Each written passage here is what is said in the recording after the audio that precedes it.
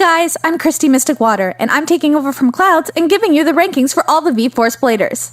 If you want to know the rankings for Season 1, be sure to click this video.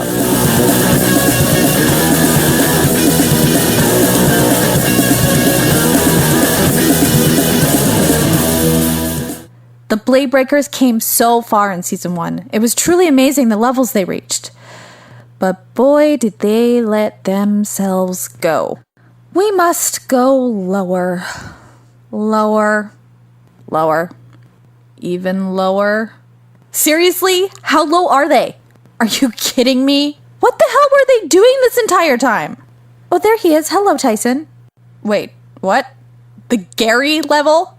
That's right. Just when you thought the Blade Breakers would come back as supernovas, you're literally hit with the fact that they've been eating Snickers and doing nothing this entire time. Yeah. It's safe to say they probably didn't fight a single serious battle during this whole time skip. And the scary thing is, this ranking makes sense. In episode 1 of V-Force, we're introduced to a street blader named Tanner. A street blader? Honestly, the strongest a street blader could probably be is at the Carlos level, and the fact that Kenny says Tyson might have trouble or mess up against him just proves how low Tyson has fallen. Honestly, I feel sorry for the Saint Shields. They must have watched the final battles of Season 1 on television and gone like, holy shit, these are some strong bladers, they got the Holy Four, we better spend an entire year training our asses off so we can beat them. But then when they finally come to take their prize, they find this. Not to mention, can you even begin to imagine how powerful the Blade Breakers would have been if they had continued to grow like they did in Season 1? By the time Brooklyn reached the scene, they would have been like, who the hell is this punk? They could have become gods. Something to think about the next time you eat your Snickers. It might be the very thing preventing you from reaching Super Saiyan godhood. Oh wait, wrong anime. Back in episode 3, Tyson finally does a power jump to the Mariah level in his battle with Ozuma. Well done, Tyson. Well done. In episode 4, Tyson has trouble battling a machine, and this is the best indicator of how far away from their previous power levels they all are. Since Tyson is having trouble with a single machine in this episode, and how they later take on a whole army of them later in episode 21, it's fair to assume they spend all of these 20 episodes getting back to their former glory. Tyson's battle against the machine only brings him up to the old Lee level, which is a reasonable spot if you time travel Lee from the Asian tournament to the V-Force episode 4. He'd probably have fought a similar battle. We will skip Kai's ranking until later, because it seemed like Dunga didn't quite hold back, thus we can't talk about Kai yet. Instead, we'll jump directly to episode 6, where Tyson battles Snakey. Snake is probably about the Mariah level, but because he uses Magtram, Tyson has no way to fend against it, and he almost lost. However, he probably jumps back to the Steven level in this battle. After mastering the MG core, Max faces Chameleon in episode 9. The reason he puts up a fight against Max is because he uses the Magtram as well as the strategy of camouflage, making him Gary's level. Therefore, I believe Max is at the old Lee level at this point. Now, Dark Emperor Bat is probably one step above, placing him at the Mariah level. Bat uses darkness to his advantage while battling Drigger, so I place Ray at the same level as Steven. Figel is probably one level above Bat, placing him on the Lee level. As for Kai's performance in this battle, it seems like he didn't take it very seriously until the end. And his first battle against Dunga was far more impressive. Again, we'll hold off on Kai's level until we reach those heights. Daryl should be at Steven's level as well. I don't believe any of the Magtram Bladers are strong enough to rank in the purple zone, so this makes sense. As for Tyson's performance against Daryl, it is hard to rank because there were many side factors, such as Tyson's broken legs, so we'll ignore it until later episodes. The next power level is reached during episode 13. During their battle with Max, Miriam and Joseph's Bay powers light up the sky. We can compare it to Oliver lighting up the sky in episode 34 of season 1 as a reference point. All that remains after that is determining who is stronger. I'm placing Max first at the Sanguinex level. I'm also placing Miriam on the same level as Max as they both fight each other with very similar strength. Ray doesn't really do anything impressive this fight, placing him with Cenotaph. Now Joseph is probably the only one powerful enough to light up the sky on his own. Again, refer to Oliver in season 1. This means Joseph must be on the same level as Oliver, and probably the single blader of this whole 4-way battle, keeping everyone in place. I'd say it's questionable if Miriam and Joseph even used their full power or if they were just conducting a test like Ozuma did. Speaking of which, it's impossible to use Tyson's battle against Ozuma as a reference point to rank him, simply because we know Ozuma didn't unleash his true power.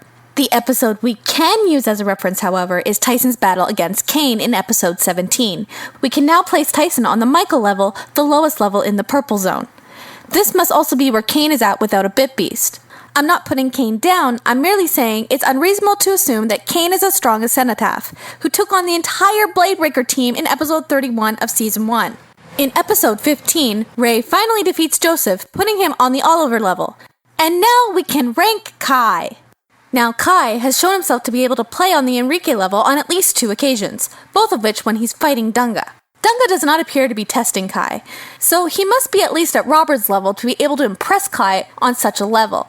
We must remember that Kai has never defeated a Robert-level blader, and to meet such a blader coming out of nowhere would be enough to bring Kai out of retirement, since there could be easily much stronger bladers out there.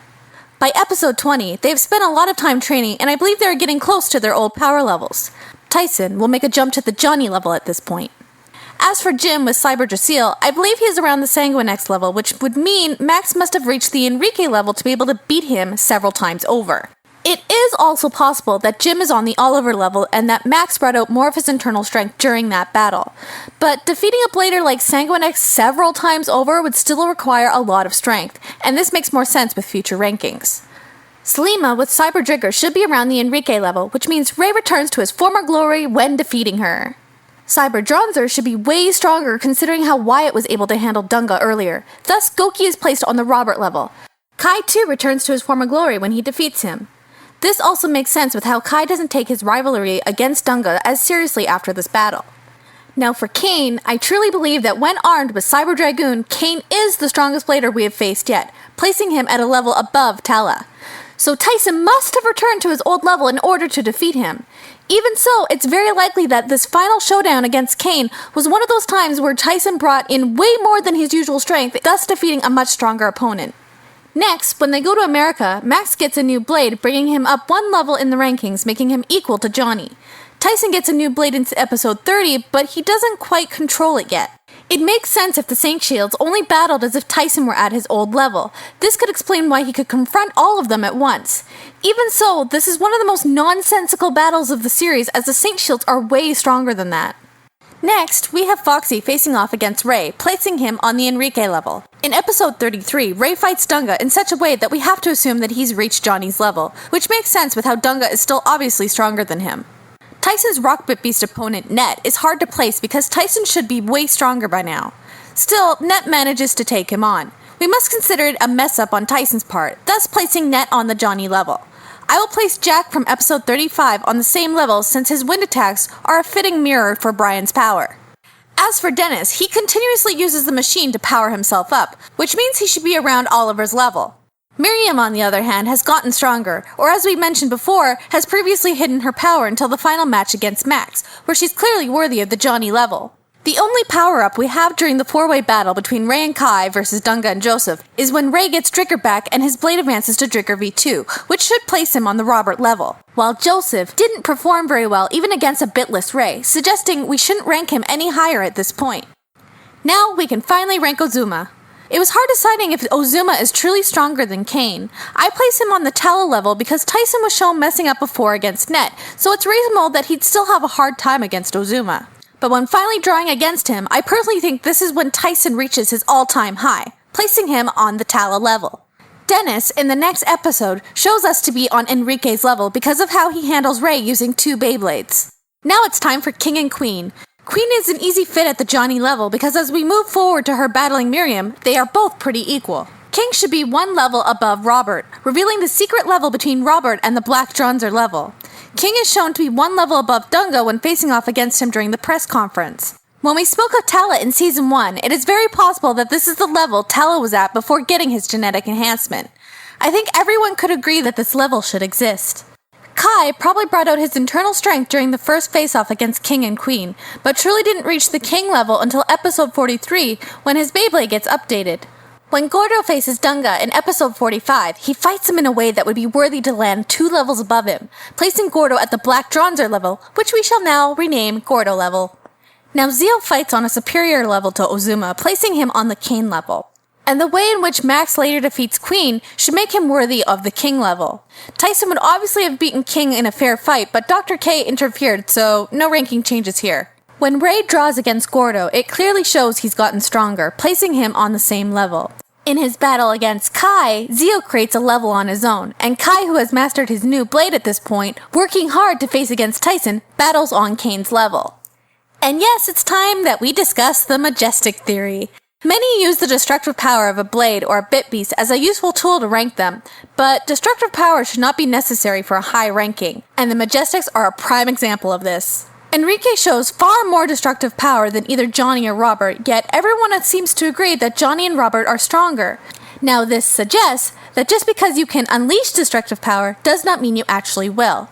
For example, maybe you condense that power into smaller direct attacks aimed at the blade. This would explain why Zio is stronger than Kane, but doesn't bring down the entire building. Thus, the Majestic Theory. Remember it because it's going to be very useful in future rankings. Tyson defeats Gordo rather quickly. This means he has to have reached the Kane level at this point. As for Max's face-off against Zio, many believe it was a much more impressive battle than Kai's. And maybe it was, but you also have to consider the fact that Zio appeared to have problems with his mechanical body. Thus, no raise in rankings are necessary. And now the final power ranking left is Tyson, who manages to reach Zio's level upon defeating him. But I have to say it was much less of an uphill battle than his final match against Tala. And with that said, we've completed the rankings for the entire V-Force saga! Yay! Anyway, I hope you guys enjoyed this video. Be sure to subscribe to check out when we take on the rankings for G-Revolution. And after that, we might just put up the challenge of facing all the Metal Fusion characters and deciding who's truly stronger. So stay tuned for that. Remember to comment if you disagree or agree with any of our rankings down below, and we can debate it later. This is Kristy Mystic Water from Bay UK, signing out.